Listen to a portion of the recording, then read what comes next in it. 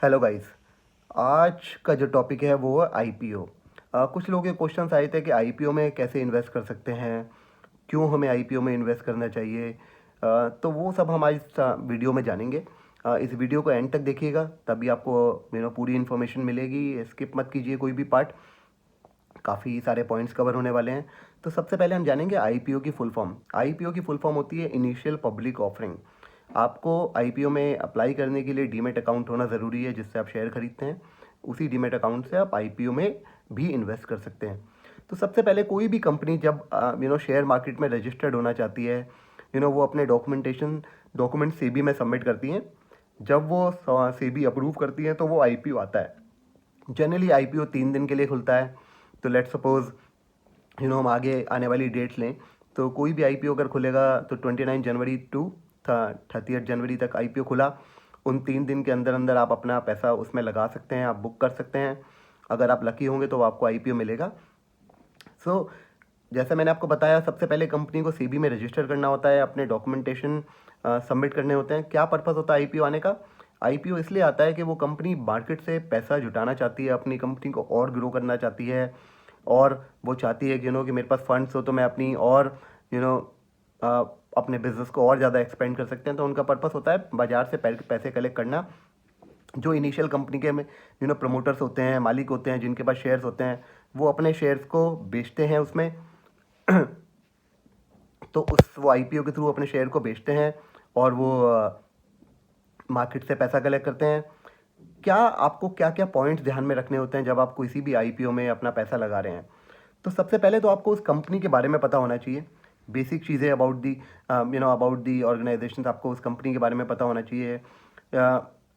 उस कंपनी के ऊपर कितना लोन है, कौन कौन उसके प्रमोटर्स हैं, उन प्रमोटर्स का बैकग्राउंड कैसा है, कंपनी का एनुअल बिजनेस क्या है, किस टाइप के बिजनेस में है वो, क्या वो बिज़नेस आगे आने वाले टाइम में ग्रो होने वाला है, बहुत ज़्यादा कंपटीशन है उस बिज़नेस में या नहीं है, कितना एक्सपेंसिव है कंपनी का, उनका एनुअल प्रॉफिट कितना है कंपनी का, आ, उस कंपनी के प्रमोटर्स कैसे हैं, उनका बैकग्राउंड कैसा है। ये सारी चीज़ें हमें उसमें पता होना चाहिए। एक और पॉइंट बहुत इंपॉर्टेंट है कि जब वो कंपनी आईपीओ लेके आती है, वो एक प्राइस डिक्लेयर करती है।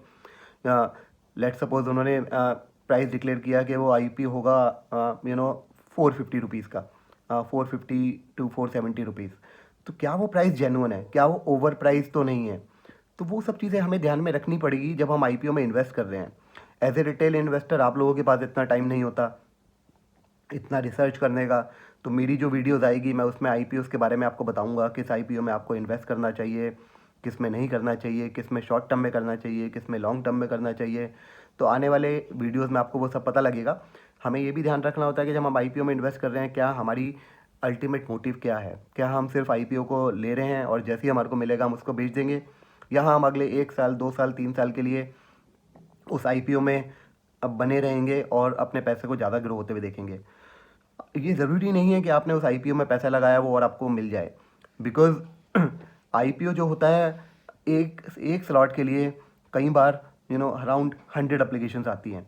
तो आउट ऑफ 100 एप्लीकेशंस अगर आप लकी होंगे, आपका वो स्लॉट नंबर निकलेगा, तो वो आपको आईपीओ मिल जाएगा। बट वो बहुत मुश्किल होता है बहुत बार। उसका रीज़न यही है बिकॉज़ हर कोई चाहता है पैसे कमाना, हर कोई आईपीओ में पैसे लगाना चाहता है, और काफ़ी लोग लगाते हैं और वो मार्केट और बढ़ रही है। सो आईपीओ में अगर आपको मिल जाता है तो आईपीओ में आप अपने आप को लकी समझेंगे अगर आपको आईपीओ मिल जाए, स्पेशली जो अच्छी कंपनी का आईपीओ। कोई कोई आईपीओ ऐसे होते हैं जो बहुत अच्छे नहीं होते, आपने उसमें पैसा लगाया वो आपको मिल जाता है, बट अगर आपने उसमें 450 लगाया था तो हो सकता है वो 400 रुपये पे स्टार्ट हो। लॉन्ग टर्म में आगे शायद वो बढ़ जाए, बट इनिशियली आपको लगेगा कि मैंने अपना पैसा गलत लगा दिया है और मैं लॉस में हूँ। लिस्ट होने के बाद आईपीओ को क्या करें वो डिपेंड करता है। अगर आप उसको लॉन्ग टर्म के लिए रखना चाहते हैं तो आप अपने पोर्टफोलियो में रख सकते हैं। अगर आप प्रॉफिट बुक करना चाहते हैं तो आप प्रॉफिट बुक कर सकते हैं। अ, मेरे चैनल को सब्सक्राइब कीजिए, फॉलो कीजिए, शेयर कीजिए, लाइक कीजिए पेज को। आगे आने वाले वीडियोस में आपको आईपीओस के बारे में और जानकारी मिलेगी, कौन कौन से आईपीओस आ रहे हैं, क्या आप उसमें पैसा लगाएं या ना लगाएं।